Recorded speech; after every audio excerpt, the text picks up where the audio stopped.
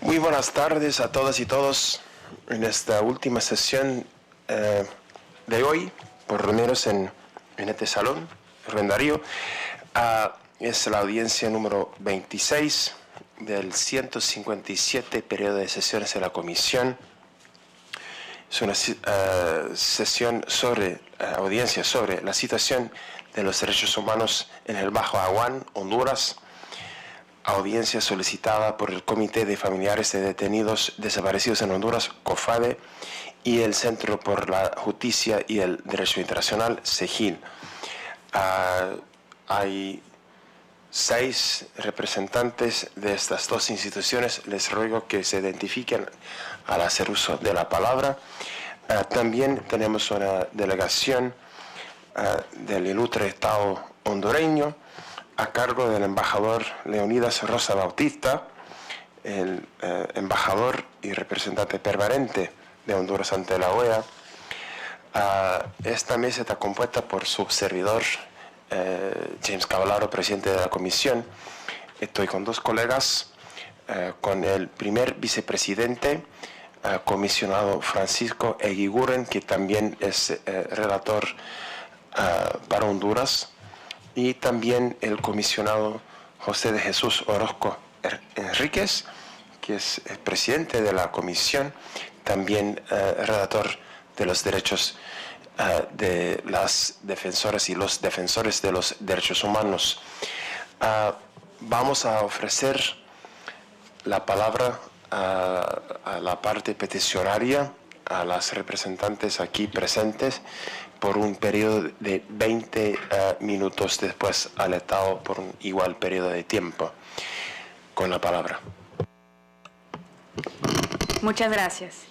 Buenas tardes, señores comisionados, honorables representantes del Estado de Honduras. Mi nombre es Samantha Collí, del Centro por la Justicia y el Derecho Internacional, CEGIL. Y esta tarde me acompañan en la mesa Berta Zúñiga Cáceres, Mary Argucia Berta Oliva, del Comité de Familiares de Detenidos Desaparecidos en Honduras, Elsie Vanegas, de la Coordinadora de Organizaciones Populares de la UAN, COPA, y Marcia Aguiluz, también de CEGIL.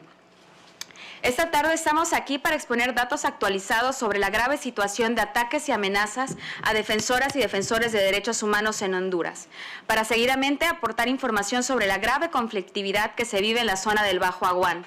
En dicho contexto, abordaremos el incremento y diversificación de ataques, amenazas, hostigamiento y criminalización que enfrentan los defensores de la zona, y de manera particular la situación diferenciada de mujeres defensoras.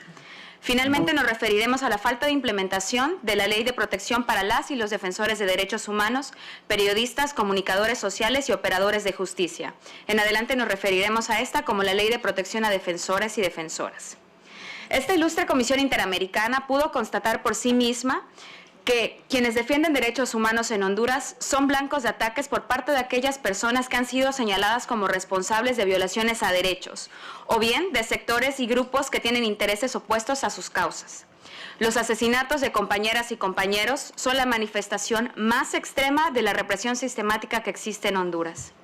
Según datos que ha recopilado el COFADE, tras la visita in loco que esta comisión realizó en diciembre de 2014 al país, la cifra de defensores y de defensoras criminalizadas habría aumentado en 21 casos. En la actualidad, esta cifra es de 3.085 defensores y defensoras criminalizados. Asimismo, habrían sido asesinados 17 defensores, siendo beneficiarios de medidas cautelares por esta comisión, incluida Berta Cáceres. Según un informe publicado por la organización Global Witness, en Honduras se produce el mayor número de asesinatos per cápita de defensores del medio ambiente y de la tierra en el mundo.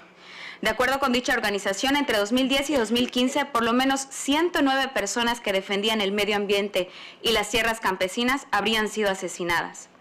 Si bien la impunidad se debe en parte a la falta de acción estatal para investigar los sucesos de violencia, también esto ocurre en gran medida por la primacía de los intereses de grupos de poder cuyos beneficios se ven adversados por defensores de la tierra y del medio ambiente, como lamentablemente ocurrió en el caso de nuestra compañera Berta Cáceres. Sin más, cedo el uso de la voz a Berta Zúñiga Cáceres. Buenas tardes, mi nombre es Berta Zúñiga Cáceres, hija de Berta Cáceres Flores, defensora del pueblo lenca en Honduras, guardiana de los ríos, protectora de la vida, en su memoria y la de los defensores y defensoras en Honduras que, como ella, han sido privados de su vida como consecuencia de su lucha en defensa de los pueblos, quisiéramos pedir a todas y todos los presentes un minuto de aplausos en su memoria.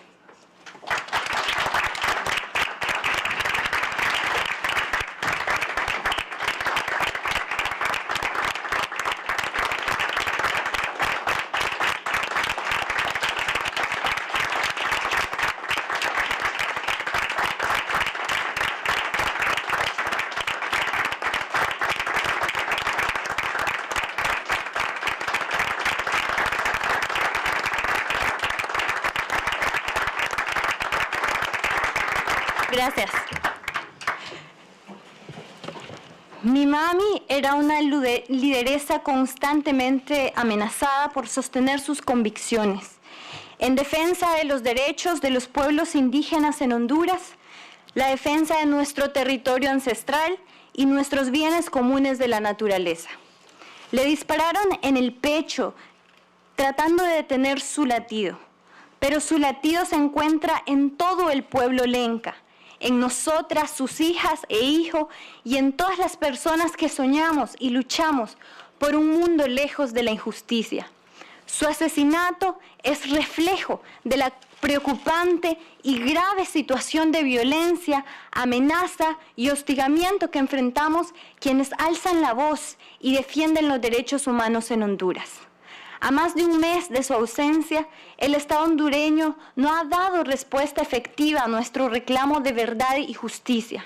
Por el contrario, nos ha excluido de las investigaciones, determinando el expediente investigativo en secretividad y limitando totalmente nuestra participación como coadyuvantes del proceso. El día de hoy, las mujeres indígenas lencas realizaron un plantón pacífico frente a las instalaciones del Ministerio Público y lo que obtuvimos fue una represión, fue el golpe a compañeros y compañeras de la organización en la que pertenecía mi madre. En esas pantallas pueden ver las imágenes de lo sucedido. Termino diciendo que nosotros hemos obtenido represión, que el día 2 de marzo yo perdí a mi madre y hoy quiero pedirle al Estado de Honduras justicia y como símbolo de la justicia quiero entregarles un clavel.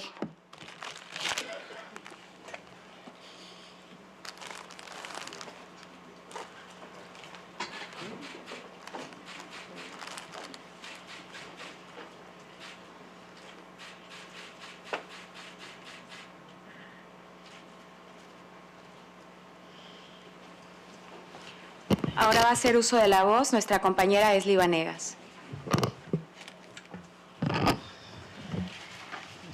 El Valle del Aguán se ubica en el litoral atlántico de Honduras. Es una de las zonas más fértiles de América Latina. En este lugar persiste una disputa permanente por la tierra entre grandes empresarios, terratenientes, políticos y familias campesinas. La extensión territorial del Valle del Aguán posee 8.490 hectáreas, de las cuales aproximadamente 40.000 están repartidas entre terratenientes, políticos y presuntos narcotraficantes. De esas, más de 28.000 hectáreas pertenecen a tan solo 3 terratenientes agroindustriales, en contraste con apenas 31.000 hectáreas repartidas entre 6.000 familias campesinas y garífunas organizadas. La conflictividad en el Aguán es alarmante. Tan solo en los 2 últimos años se han dado 16 desalojos forzosos y violentos, avalados por la permanente militarización en la zona, además de la constante represión, persecución, estigmatización, campañas de descalificación, criminalización, hostigamiento y asesinato, los que mantienen en constante temor a las familias campesinas y a la población en general.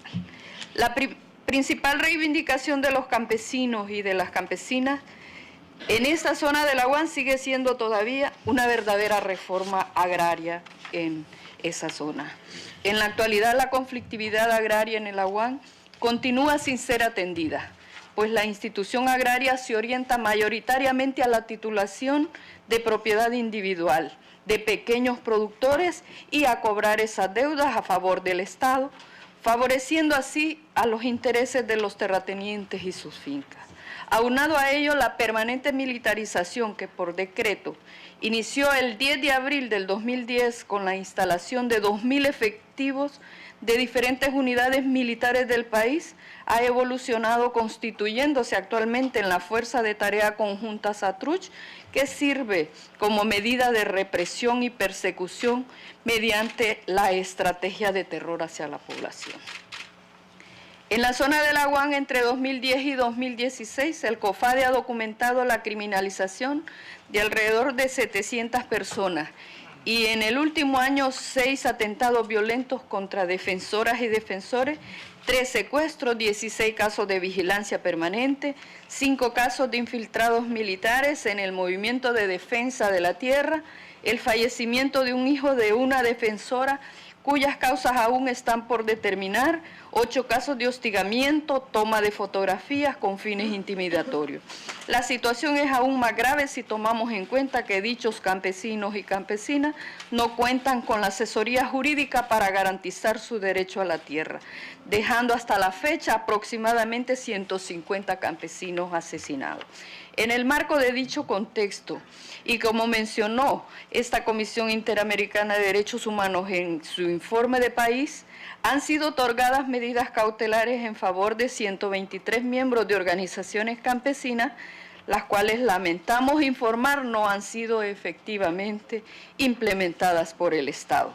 Por el contrario, los ataques a beneficiarios de estas medidas, como ejemplo, el beneficiario Vitalino Álvarez tuvo que abandonar el 20 de marzo por tercera vez su residencia junto a su familia por amenazas y atentados contra su vida.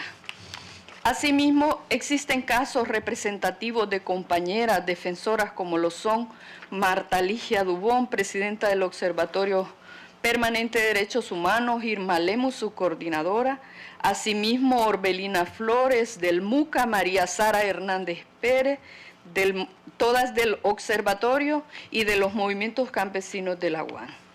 Al respecto, quisiéramos expresar nuestra preocupación porque hemos observado que en esta zona del Aguán algunas defensoras sufren determinados tipos de violencia y formas de exclusión y rechazo, pues se considera que cuestionan normas socioculturales, tradiciones, percepciones y estereotipos aceptados acerca de la feminidad, la orientación sexual y el papel y la condición de mujer en la sociedad. Por ejemplo, para intimidar a las mujeres defensoras se amenaza a sus hijos y familia como forma de manipular su papel como madre y ejercer así presión para que dejen de trabajar en defensa de los derechos humanos. Asimismo, muchas defensoras han sido víctimas de ataques y de violaciones u otras formas de violencia sexual con el propósito de poner fin a su activismo e intimidar a las otras mujeres defensoras. Tenemos además otros ejemplos: Ada Zenaida López, comunicadora social y lideresa en la Cooperativa Buenos Aires, en el sector de Trujillo, Colón, fue víctima de agresiones de manos de un desconocido que la violentó con un machete en su espalda y brazos. El caso de Blanca Azucena, quien desde el 27 de enero de 2011 se encuentra desplazada de su comunidad junto a sus 9 hijos, después de que 100 militares y policías llegaron a la propiedad de la cooperativa que ella presidía, un operativo en el que 21 personas fueron detenidas y encarceladas, incluyendo su hija, quien es menor de edad. Yo, en mi caso, y mi compañera Aide Sarabia, de la Coordinadora de Organizaciones Populares del Aguán, COPA, hemos sido víctimas de reiterados ataques, entre estos vigilancia permanente en nuestras residencias, seguimiento de nuestras rutinas y ataques con piedras por varias ocasiones a las instalaciones de nuestras oficinas en Tocoa, Colón.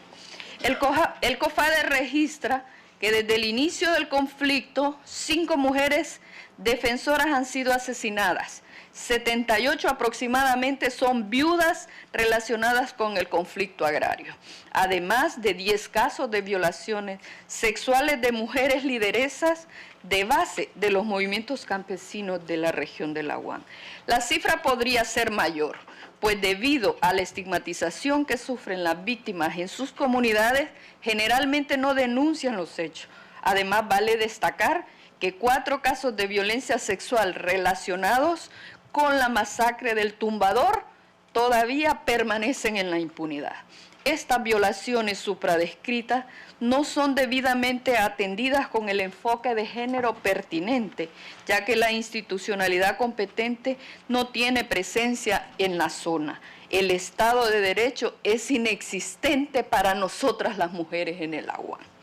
Diversos órganos internacionales, tanto del Sistema de Naciones Unidas como del Sistema Interamericano de Derechos Humanos, se han pronunciado sobre la importancia de adoptar medidas especiales de protección a defensoras de derechos humanos, tomando en cuenta la perspectiva de género, en virtud del impacto diferenciado y del nivel de riesgo que se está enfrentando en la zona. Todos los ataques en contra de quienes defendemos derechos humanos en nuestro país, en la región de Laguán y en todo el país, nos preocupa sobremanera, pues nos sentimos en total desprotección e indefensión. La Ley de Protección a Defensoras y Defensores entró en vigor el pasado 15 de mayo de 2015, sin que hasta la fecha haya sido reglamentada. Para hablar sobre estos puntos, cedo el uso de la voz a la colega Meria Gurcia. Es de nuestro conocimiento que el Estado ha contratado consultores para realizar la reglamentación de la citada ley, por lo que nuevamente recordamos que se debe garantizar la efectiva participación de organizaciones de la sociedad civil hondureña, así como organizaciones expertas con trabajo histórico en la materia, cuyos aportes serían invaluables. En atención a dicho proceso, nos permitimos sugerir que en el proceso de reglamentación se definan las facultades de los diversos órganos creados por la ley. Además, urgimos que las personas que los integren cuenten con el conocimiento, experiencia en el tema de la defensa de los derechos humanos, así como en el análisis del riesgo que corren los defensores. Uno de los aspectos centrales que debe desarrollar el reglamento es la forma en la que se realizarán dichos análisis, la metodología y los criterios que serán aplicables a esto, y en sentido de la reglamentación tendrán que considerar el uso de criterios con un enfoque diferenciado de género, interculturalidad, contexto, entre otros. En relación al rol del Ministerio Público ante las denuncias por hechos que puedan ser delitos, se sugiere que el reglamento, al efecto, contenga previsto un mandato de dicha instancia para desarrollar un protocolo de investigación de delitos cometidos en contra de defensoras y defensores de derechos humanos.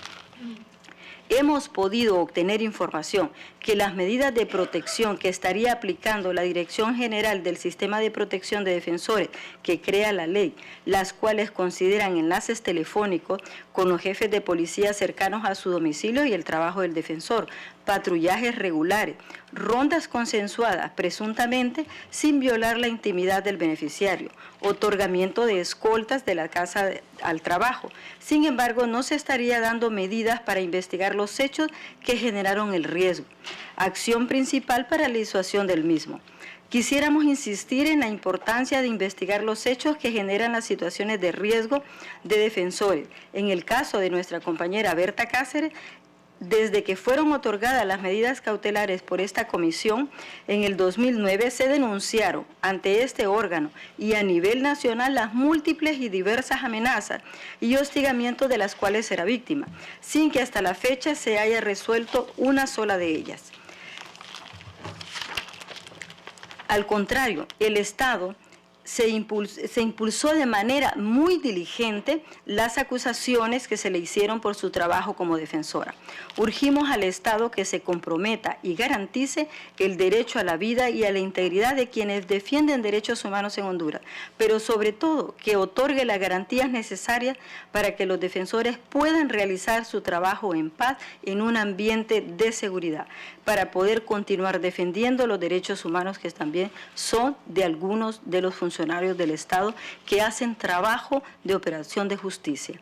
Cedo la palabra a Berta Oliva. Muchas gracias. Esa situación que mis colegas han descrito pertenece únicamente a la grave situación que viven los defensores de derechos humanos en el AUAN. Pero esa misma situación se ha expandido en todo el país para los que defendemos la vida y defendemos derechos humanos.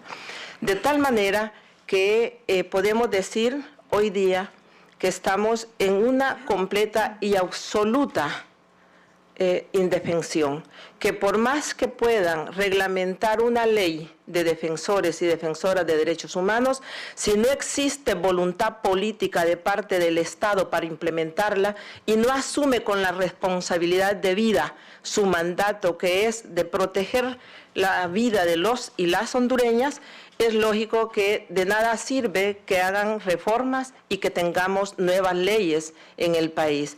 De manera tal que hoy día tener medidas cautelares pareciera que los defensores en el interior del país y a nivel general nos colocamos de blanco para ser víctimas. Esa me parece que es una reflexión que deberíamos de llevar y tomar, y más aún cuando enfrentamos una situación tan grave de militarización en el pueblo hondureño como nunca antes visto, ni siquiera en la década y en la historia de los años 80. Eso es gravísimo, la situación que enfrentamos en el país. De otra manera, nosotros podemos decirle también, no porque lo inventamos, sino porque lo documentamos, porque concurren a nuestras oficinas a falta de la atención del Estado diversas personas y de diversa estatus a informarnos. Tenemos suficiente documentación para decir que existen escuadrones de la muerte en el país. Y un país donde se promueve o no se desarticula las autoridades escuadrones de muerte, es lógico que la degradación en materia de derechos humanos es eminente. Enfrentamos esa situación, debemos alzar la voz para que no nos dejen sin voz. Ya perdimos a Berta Cáceres, no se debe permitir seguir perdiendo más personas, más defensores que han asumido una responsabilidad con la historia, con la patria y con el planeta. En ese sentido, se debe de pensar que es urgente desarticular también ese tipo que hay en el país del sicariato. Pero igual, yo creo que es necesario y urge que los ciudadanos y las ciudadanas y el país entero hagan un ejercicio y que la Comisión Interamericana nos ayude a recuperar la Fiscalía de Derechos Humanos. No hablo de fortalecer la Fiscalía de Derechos Humanos, hablo de recuperar la Fiscalía de Derechos Humanos, porque sabemos que en el nivel que está ahorita la Fiscalía de Derechos Humanos es para borrar evidencias oficiales del Estado que no existen violaciones de las mismas. Muchas gracias.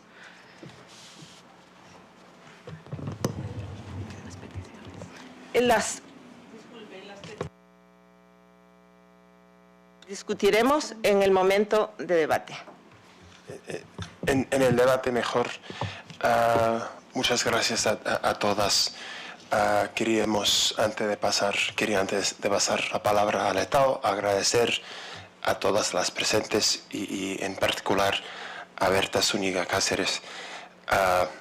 Quería en nombre de la Comisión expresar nuestras más sinceras condolencias por el asesinato de Berta Cáceres y reconocer su lucha como mujer defensora, lideresa indígena y también como coordinadora de COPIN, que es importante, que es algo que la Comisión ha reconocido y quisiera reconocer en este espacio. Muchísimas gracias y gracias por haber venido. Con eso quisiera pasar la palabra a la digna representación del ilustre Estado hondureño. Buenas tardes. reiterar el saludo a honorables miembros de la comisión, al presidente de los dos comisionados, a los peticionarios en esta audiencia Situación de Derechos Humanos en el Aguán. El Estado de Honduras manifiesta a esta ilustre comisión y ratifica la importancia del abordaje integral del conflicto desde el enfoque de derechos humanos, y se reitera que desde el Estado mismo no se impulsa la criminalización o persecución del movimiento campesino.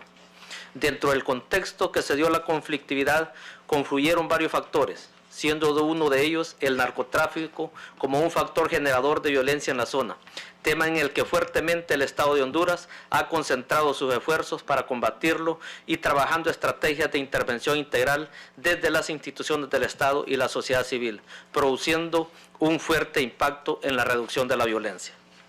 La Comisión Interamericana de Derechos Humanos decretó medidas cautelares a favor de los peticionarios en fecha 8 de mayo de 2014, para lo cual el Estado de Honduras llevó a cabo la primera reunión donde se consensuaron las medidas otorgadas.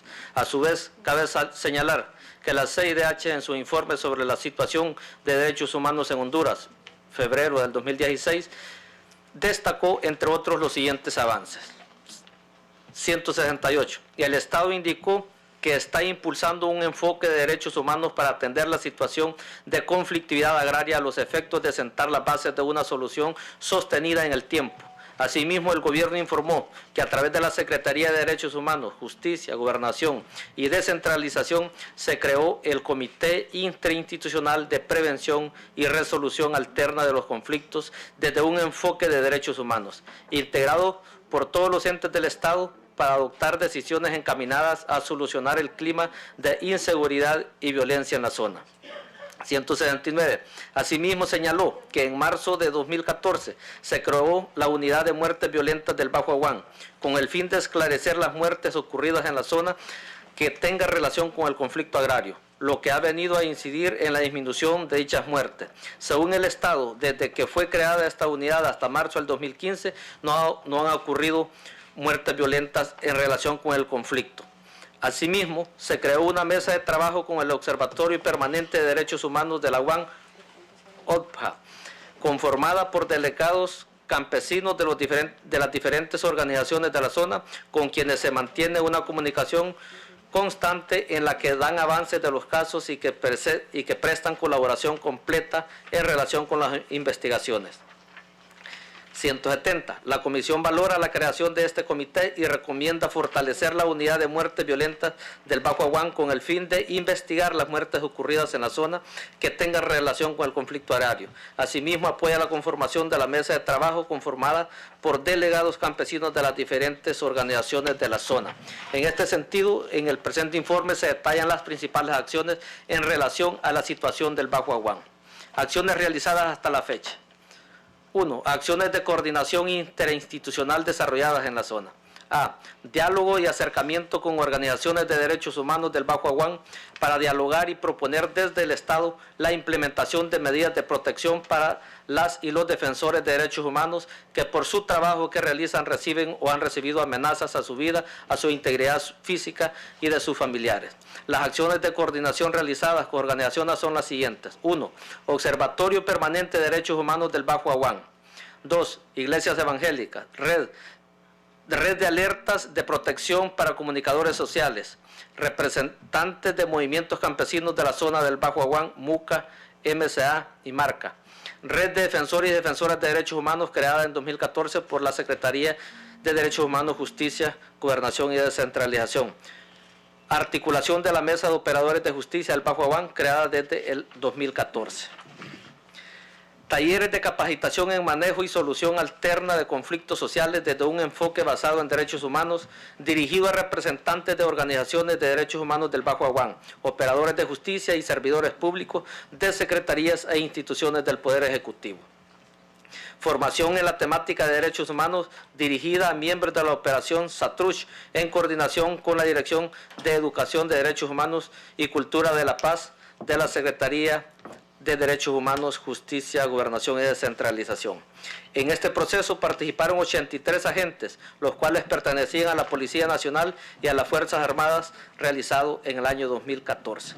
Se han conformado un grupo interinstitucional del sector gobierno, coordinado por la Secretaría de Estado de Coordinación General de Gobierno, contando con el apoyo de la Organización Internacional Finance Corporation, IFC, Banco Mundial, para elaborar y dar seguimiento a lo que se conoce como hoja de ruta para el desarrollo del Bajo Aguán, propuesta con la finalidad de mejorar la gobernanza local y la implementación de un desarrollo integral de la zona. La hoja de ruta en referencia incluye 4 aspectos: A, derechos humanos y protocolo de seguridad; B, investigación criminal y de la impunidad; C, solución al conflicto de tenencia de la tierra; y D, implementación de un plan de desarrollo inclusivo y participativo. 2. Acciones de seguimiento a las medidas cautelares. Durante el año 2015 se sostuvieron reuniones de monitoreo con los beneficiarios, mediante las cuales la Secretaría de Seguridad consensó la implementación de las medidas de protección necesarias para garantizar la vida y protección de los mismos. Asimismo, se conformó la Comisión Interinstitucional, presidida por la Secretaría de Derechos Humanos, Justicia, Gobernación y Descentralización, integrada por la Secretaría de Salud, Defensa, Educación, Seguridad, Instituto Nacional Agrario, Ministerio Público y Procuraduría General de la República, además de un representante de cada uno de los movimientos campesinos beneficiarios de la medida cautelar 50 pleca 14, un representante de los copeticionarios y 2 asesores de los movimientos campesinos en temas de derechos humanos y derecho agrario, a fin de solventar el conflicto agrario de la zona, siendo los temas a tratar los siguientes: 1. Investigación de los hechos que dieron origen al conflicto agrario. 2. Sobreseimientos definitivos de las demandas de usurpación. 3. Resolución de la demanda de adjudicación de tierras incautadas en el Bajo Aguán. 4. Resolución del conflicto agrario en la Comunidad de Panamá. 5. Reestructuración del crédito de los movimientos Muca y Marca. 6. Revisión de las demandas civiles de anulación del contrato de la venta de la finca La Trinidad del Despertar y el Despertar. Y 7. Revisión de los casos de criminalización del sector campesino. 3. Acciones de focalización de la política de protección social Vida Mejor en la zona del Bajo Aguán. Estas acciones son impulsadas a través de la coordinación de la Secretaría de Desarrollo e Inclusión Social, a través de la Gobernación Departamental, alcaldes y organizaciones locales, con el apoyo de guías familiares que ayudan en el levantamiento a través de la ficha RUP, Registro Único de Participantes, y seguimiento de las necesidades de las familias en extrema pobreza en el sector. El programa Vida Mejor se ha impulsado en 4 municipios: Trujillo, Sabá, Sonaguera y Tocoa, a través de intervenciones de vivienda saludable y generación de oportunidades, agricultura familiar para una vida mejor y alimento solidario. En total se han focalizado en estas intervenciones de la manera siguiente: en 2015 se han otorgado 5.134 viviendas saludables y 164 microemprendimientos. En 2016 se han otorgado 3.083 viviendas saludables mediante el índice multidimensional de la pobreza y 4.012 alimentos solidarios. 4. Acciones ejecutadas por el Instituto Nacional Agrario desde el año 2014 hasta la fecha. Desde el año 2014 hasta la fecha, el INA ha estado proveyendo asistencia técnica a favor de las empresas del MUCA y Marca, mediante técnicos agrícolas de la Oficina Regional Agraria para la zona del Aguán, con la finalidad de fortalecer a las empresas campesinas favorecidas con la compra de tierras hechas a los empresarios Miguel Facusé y René Morales, como producto de los acuerdos suscritos por los movimientos MUCA y Marca en la administración del presidente Porfirio Lobo Sosa. Una de las finalidades de la asistencia técnica es aumentar la productividad de los cultivos de palma africana para la sostenibilidad de los ingresos necesarios para la sustancia de los socios de la empresa y cubrir los compromisos de pago a Banprovi y el financiamiento de las compras. 2. De igual manera se provee asistencia técnica administrativa a las empresas afiliadas al MUCA de la margen izquierda y derecha y Marca de la margen izquierda, ubicadas en el departamento de Colón, que desde el año 2015 Hasta el presente mes se han realizado actividades de un equipo técnico asignado para el fortalecimiento de la gestión de las empresas campesinas, que fueron beneficiadas con créditos para las compras de las plantaciones de palma aceitera hondureño a las empresas exportadoras del Atlántico SADCB, Fincas La Aurora, La Confianza, La Concepción y La Lempira en la margen derecha, Isla número 1, Isla número 2 y Marañones, y a las empresas Óleo Palmas SADCB para la finca de San Esteban. Con lo anterior se garantiza una sana administración de las empresas campesinas antes mencionadas mediante los procedimientos administrativos adecuados que aseguren el pago de los préstamos otorgados por Banprove. 3. En cuanto a los conflictos agrarios pendientes de solución que han surgido en el acceso a la tierra, como el caso La Panamá, como la finca Paso Aguán de la exportadora del Atlántico SADCB, se han firmado un convenio con la Oficina Administradora de Bienes Incautados OABI con la finalidad de adjudicar los bienes incautados al crimen organizado de la UAN a las empresas campesinas sin tierras que actualmente se encuentran en conflicto y que como producto de los mismos han denunciado violación de sus derechos humanos. Existe actualmente un equipo de trabajo entre el INA y la OABI priorizando los casos a resolver por esta vía. También tenemos unos gráficos en los cuales se puede notar la conflictividad del Bajo Aguán cuando tuvo su pico más alto en el 2010 y lo que tenemos en el 2010 con una mínima incidencia. Como se puede observar, existe una baja sustancial en los niveles de incidencia delictiva en la zona de Bajo Aguán. 5. Sistema Nacional de Protección de Defensores de Derechos Humanos. En el Mecanismo Nacional de Protección se conocen 3 casos de defensores y defensoras de derechos humanos en la zona de Bajo Aguán, los cuales se detallan a continuación. 1. Agustín Calix, miembro del Observatorio Permanente de Derechos Humanos de la UAN. En este caso fue tomado de oficio y en atención a una denuncia pública realizada por el mismo Observatorio Permanente de Derechos Humanos de la UAN. Actualmente el Comité Técnico en reunión ordinaria el día 28 de enero otorgó medidas de protección a favor del ciudadano Calix por las agresiones sufridas y en base al riesgo permanente en que viven los defensores de derechos humanos en la zona del Bajo Aguán. 2. Génica Alain Reyes Álvarez, Comunidad Garífuna de Cristales y Río Negro en Trujillo, Colón. En este caso, la Fiscalía Especial de Derechos Humanos peticiona se analice el caso en el Comité Técnico de Protección, debido a supuestos actos de intimidación, amenazas y allanamientos sufridos en la casa de habitación a la beneficiaria. Actualmente, el Comité Técnico ha mantenido en suspenso otorgar medidas de protección debido a los avances de las investigaciones que ha ofrecido la Fiscalía Especial de Derechos Humanos, con la expectativa de presentar requerimiento fiscal en contra de los supuestos implicados. 3. Lucidia Isela Juárez Jiménez, Sindicato de Trabajadores de Servicios Municipales Comunales y afines a la Alcaldía Municipal de Tecoa, Colón. En este caso, la Fiscalía Especial de Derechos Humanos peticiona se analice el caso en el Comité Técnico de Protección debido a disminución de las condiciones laborales de la beneficiaria, lo que la coloca en riesgo al exponerla a trabajos en zonas públicas de aseo sin brindarle las herramientas y condiciones mínimas de seguridad. La beneficiaria ha denunciado varias irregularidades que han ocurrido al interno de la Alcaldía Municipal de Tocoa. Actualmente el Comité Técnico ha mantenido en suspenso otorgar medidas de protección debido a los avances de la investigación que ha ofrecido la Fiscalía Especial de Derechos Humanos. Los beneficiarios no se hicieron presentes a la misma ni tampoco comunicaron previamente su no comparecencia procediendo a levantarse acta respectiva, lo que fue remitido a esta ilustre comisión mediante oficio SP 196-2015 fecha 11 de diciembre del 2015. La medida cautelar MC 6515, beneficiarios Marta Ligia Arnold y su núcleo familiar.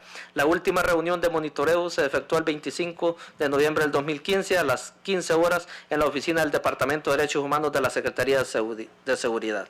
Y la medida cautelar MC 240-11, beneficiarios Pedro Rigoberto Morán, Eduardo Fuentes, Rafael Bautista García, Hipólito Martínez, Santos Eliseo Pavón, John Gil Paz Canales, Junior Obando Gómez, Julián Hernández, Antonio Francisco Rodríguez, Misael Santos Cáceres. En cuanto a la aplicación de la medida, la misma se encuentra en estado pasivo desde noviembre de 2011 por causas no atribuibles a la Secretaría de Seguridad, en vez de que no se ha podido restablecer el contacto con los beneficiarios. Actualmente la Secretaría de Seguridad proporciona a estos beneficiarios las siguientes medidas de protección: patrullajes georreferenciados, llamadas telefónicas, enlace policial, enlace jurídico, carnet de identificación y acompañamiento de escoltas cuando lo solicitan. En cuanto a la investigación de los casos en el sector del Bajo Aguán, les cedo la palabra a la abogada Luana Alvarado para que nos dé el informe respectivo. En relación a la... Buenas tardes a todas, compatriotas aquí presentes, la parte peticionaria y a la mesa principal. Bueno, en lo relacionado a los casos del Bajo Aguán, se creó pues por parte del Ministerio Público la Unidad Especial de Muerte Violenta del Bajo Aguán UNVIVA, que está manejando un total de 121 casos, de los cuales 24 denuncias han sido remitidas por el Observatorio Permanente de Derechos Humanos del Aguán, OPDA.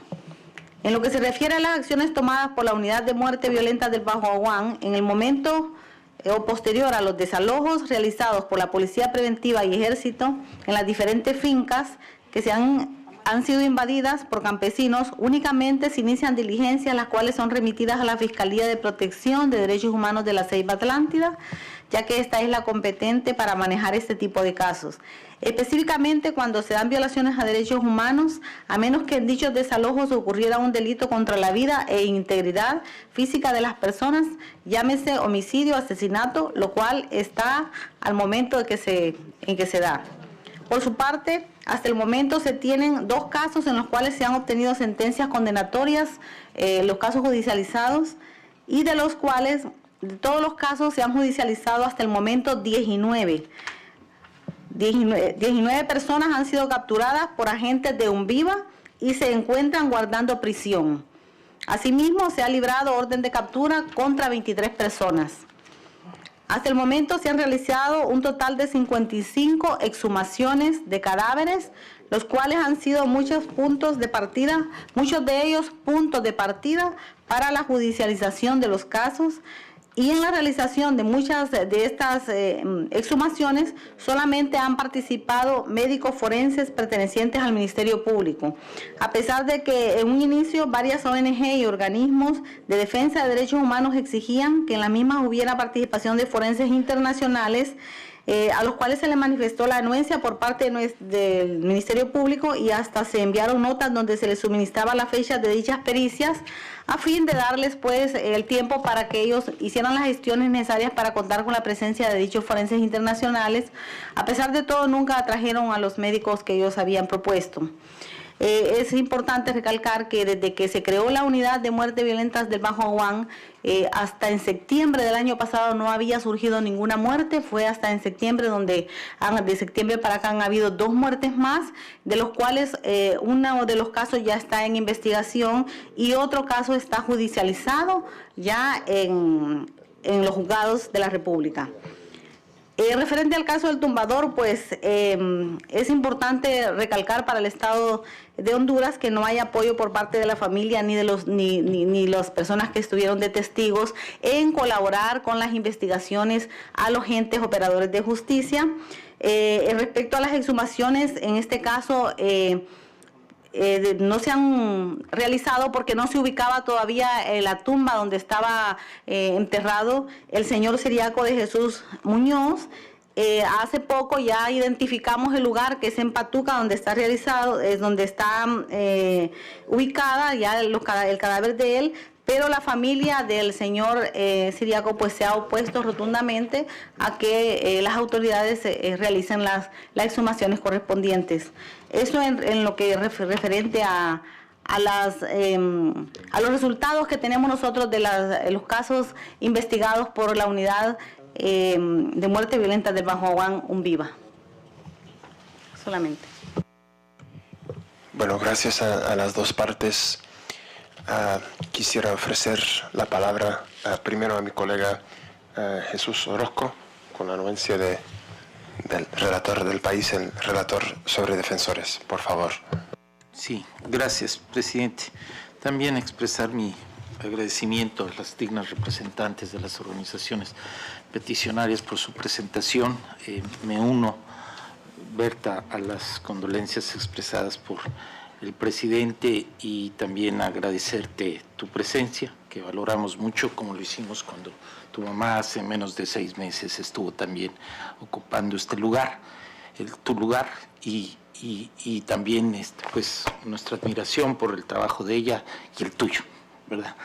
En cuanto a la información que se han servido proporcionarnos en cuanto a lo que nos preocupa, el incremento que se ha señalado, ¿verdad? Y agradecería que después nos proporcionaran también pues las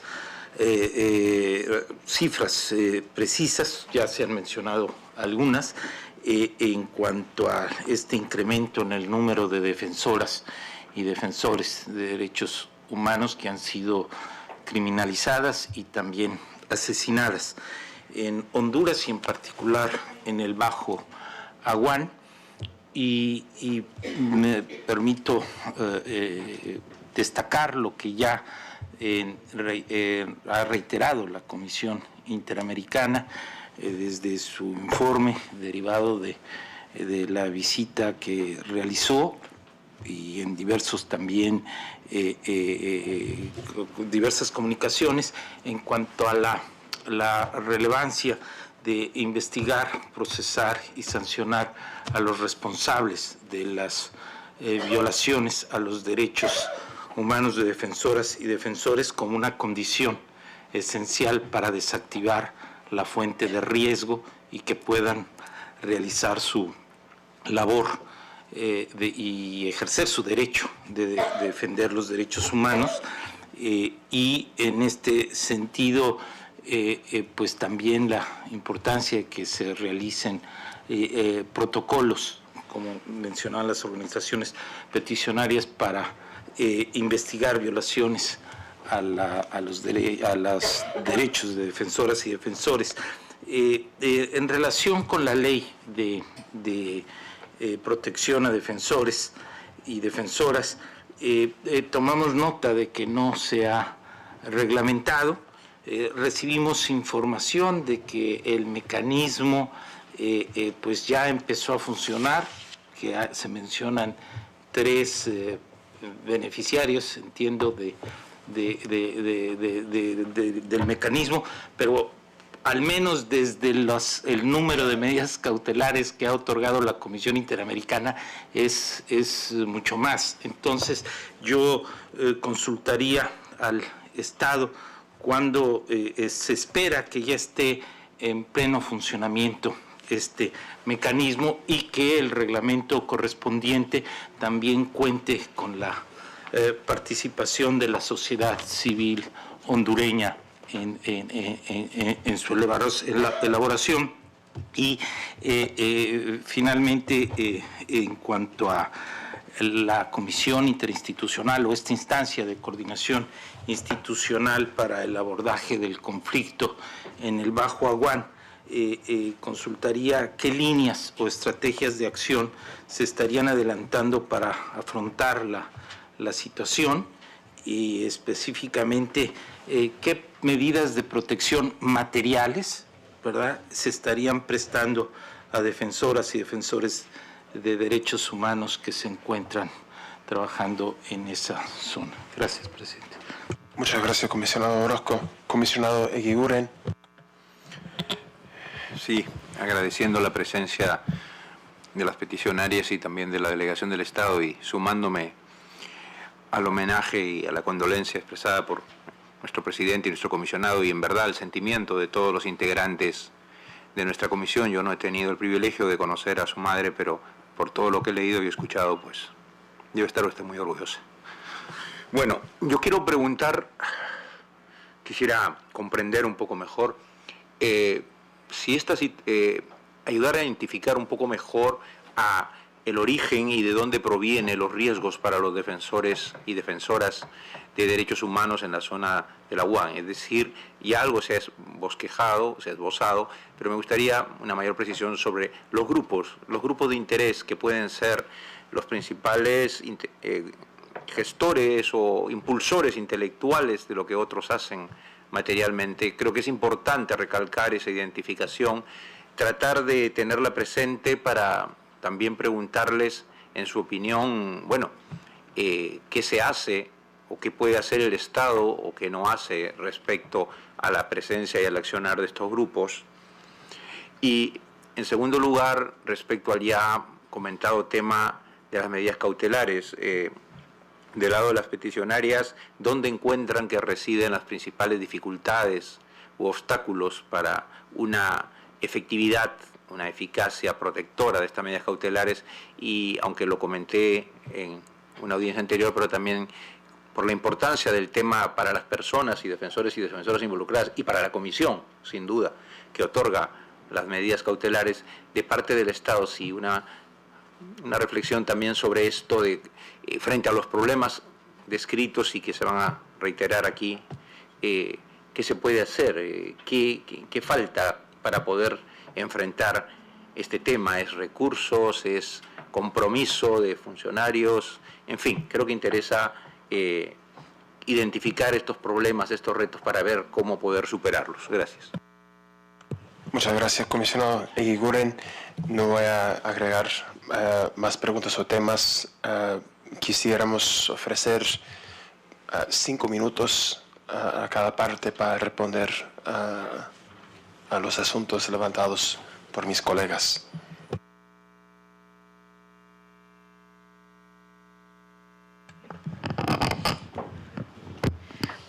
Muchas gracias a los relatores para Honduras y de Derechos Humanos. Definitivamente el origen del conflicto en el Aguán es agrario. El conflicto, la tierra allí crea, por un lado, ambición de enriquecerse más. Son grandes terratenientes, lo mencionaban desde el Estado, grandes terratenientes que han estado tratando de seguir enriqueciéndose a raíz de una legislación creada y que realmente llevó, pues, con amenazas, coacción, hasta asesinatos, a que los campesinos pudieran en un momento deshacerse de sus propiedades. Y luego yo creo que aquí debemos ser realistas y el Estado no ha garantizado una forma para desarrollar verdaderamente un proceso de reforma agraria que permita realmente mejorar las condiciones de vida de las familias campesinas. Ahí está el origen. Luego se pretende, pues, defender esas tierras, y le voy a decir, hay diferentes acciones. Por ejemplo, ahorita, en la actualidad, son los militares que están cuidando esas fincas. Y esos militares siguen defendiendo los intereses de estos terratenientes. Ahí hay una incongruencia, porque si el militar defiende los intereses del terrateniente, las acciones van a ir en contra de los campesinos. Y por otro lado, la efectividad de las medidas en el Aguán. Por ejemplo, en el caso de Rigoberto Durán, se dice los representantes del Estado que se programaron patrullajes, se programaron las medidas que se utilizan en nuestro país. Y Rigo sufrió un atentado en junio del año pasado y se supone después de ser beneficiario de las medidas. Iba en motocicleta y de un carro, un vehículo sin placa que permanentemente circulan en el Aguán, le dispararon a él y a su compañera de hogar. Entonces, las medidas no se cumplen, por eso no son efectivas. Y el comité no funciona. Llegaron, se organizó y no volvió a funcionar. Y podemos eso comprobarlo.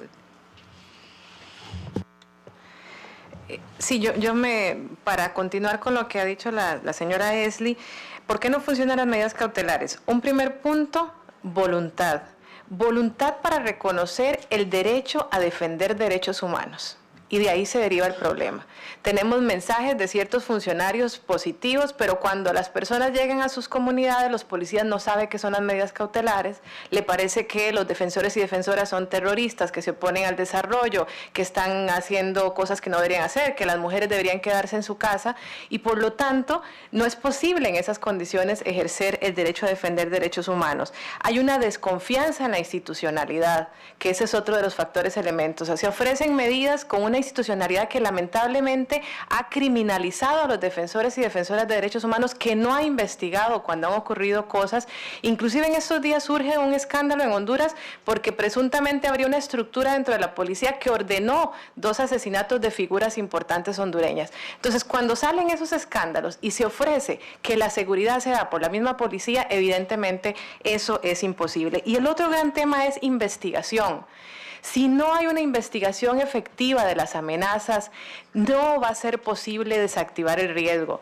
Y si no se van a las causas estructurales que están ocasionando ese riesgo, siempre van a estar los y las defensoras en permanente riesgo. En el caso del Bajo Aguán, reforma agraria. Si no se realiza la reforma agraria, va a ser imposible y va a ser insostenible que las personas en este lugar puedan ejercer su derecho a defender derechos humanos. Para terminar, sumarnos a la petición que hizo Berta Zúñiga respecto a la investigación, que esa comisión pueda intervenir y que el Estado acceda a que un grupo de expertos pueda colaborar. No solo por la importancia del caso de Berta Cáceres, es que poder identificar qué fue lo que pasó en este caso es uno de los pequeños pasos que se podrían dar para devolverle a los defensores y defensoras de Honduras la confianza en una institucionalidad y la certeza de que se van a desenmascarar las estructuras que en este momento están afectando a la comunidad de defensores y defensoras de derechos humanos.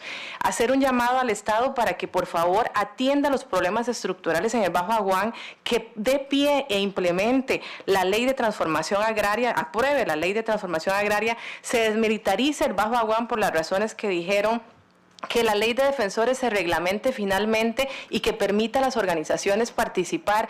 Acá un punto importante, es tan importante reglamentar esta ley que, por ejemplo, yo asumo que los nombres que mencionó el señor procurador se contaba con la autorización de estas personas para mencionarlos, porque podría ser que información que se dio debió ser confidencial bajo el mecanismo, pero como no hay reglamentación, no tenemos certeza de cómo se está aplicando.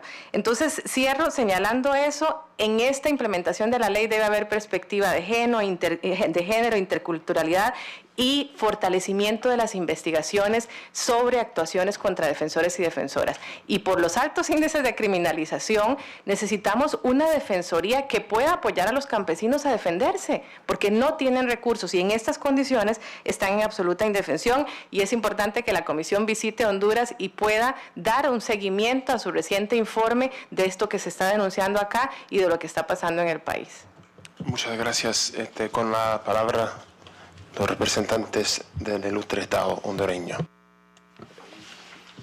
Hay algunos datos que queremos resaltar y que están plasmados en el informe, y fue inquietud del comisionado Orozco, según entiendo. Hay una propuesta y coordinada por la Secretaría de Coordinación General de Gobierno de implementar un plan de desarrollo integral en el Bajo Aguán, y se está trabajando con la gente del BID para asegurar precisamente el financiamiento para este programa de desarrollo integral, proyecto de desarrollo integral en la zona. Que eso obviamente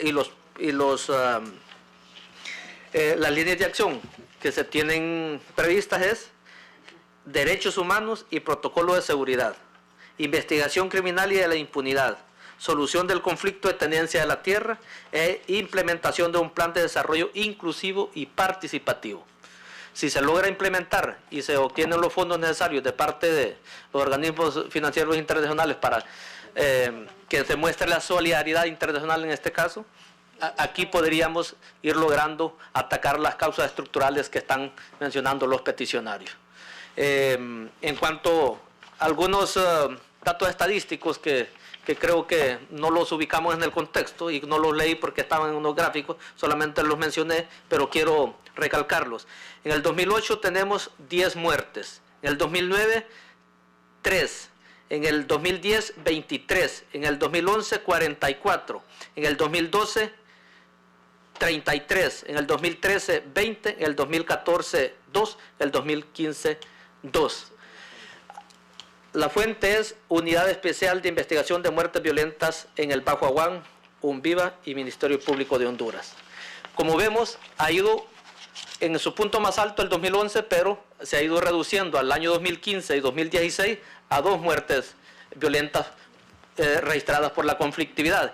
Y lo reconocen también los peticionarios en el tema de uno de los factores que confluyen para generar violencia es el narcotráfico, y no lo podemos desconocer. Y el Estado de Honduras ha hecho esfuerzos significativos para atacar este problema que nos había complicado la existencia a toda la sociedad hondureña. Y precisamente el Bajo Aguán era una de las zonas más conflictivas por narcotráfico. Y a raíz de las acciones tomadas, ahí tenemos resultados que para nosotros son satisfactorios y esperemos que también se reconozcan porque son resultados que se pueden medir y ahí están en los índices que les estoy mostrando. En cuanto a la reglamentación de la Ley de Defensores y Defensoras de Derechos Humanos, le voy a ceder la palabra a la subsecretaria Carla Cueva para que exponga al respecto. Sí, muchas gracias por la oportunidad. Yo quiero destacar en primer lugar que tanto CEGIL como COFADE, Protection International, nos ayudaron con la elaboración de la última versión que fue sometida al Congreso Nacional de la Ley de Protección a Defensores de Derechos Humanos. Yo celebro que también estemos acá hablando de la ley que tanto tiempo esperamos. En primer lugar, yo creo que podría contestar con la inquietud del comisionado Orozco y también del comisionado Eguiguren. Con respecto a la reglamentación de la Ley de Protección a Defensores de Derechos Humanos, quiero destacar que el 15 de agosto del año 2015 un grupo de 17 organizaciones, entre las que se encuentran también CEGIL y COFADE, pidieron la extensión del plazo para elaborar un reglamento de forma participativa conforme al artículo 52 de la ley. Es así que se buscó la mejor opción, ¿verdad? Y nos está acompañando en este proceso de elaboración del reglamento de la ley la organización Freedom House. Tenemos a su director, creo, acá entre el público, ¿verdad? Es una organización que tiene la experiencia acompañando al mecanismo de protección a defensores de derechos humanos y periodistas en México y también al mecanismo colombiano. Es una organización de sociedad civil que también ha participado en México y en Colombia, tiene la experiencia y también hablar un poco del enfoque diferenciado. Con la incorporación de las organizaciones CELIBRE, que representan los defensores de libertad de expresión, CEMH como defensora de los derechos humanos de las mujeres, la organización Arcoíris como los defensores de derechos humanos de la población LGTB, Grupo Sociedad Civil que integra grupos campesinos y Asociación de Jueces por la Democracia, en el Consejo de Protección a Defensores de Derechos Humanos, que es uno de los ejes de la aplicación de la ley, se asegurará la elaboración de protocolos y el abordaje diferenciados al derecho a defender derechos humanos. Y decía el comisionado Eguiguren, ¿cómo aseguramos proteger a través de la ley? ¿Cómo lo hacemos? Yo creería que es la gran oportunidad también para pedir que las organizaciones de sociedad civil transmitan a sus usuarios y sobre todo a las personas que forman parte de sus organizaciones el acudir al mecanismo de protección creado por la ley. Tenemos 19 defensores y defensoras de derechos humanos ya protegidos mediante el nuevo mecanismo y también que las organizaciones de sociedad civil les pediríamos que contribuyan al proceso de elaboración del reglamento con una participación activa y sobre todo que se coordinen con los representantes de sociedad civil o organizaciones defensoras de derechos humanos que ustedes mismos han elegido para representarles en el Consejo Nacional de Protección. Muchas gracias. Bueno, de nuevo, gracias a todas y todos y se da por concluida la audiencia.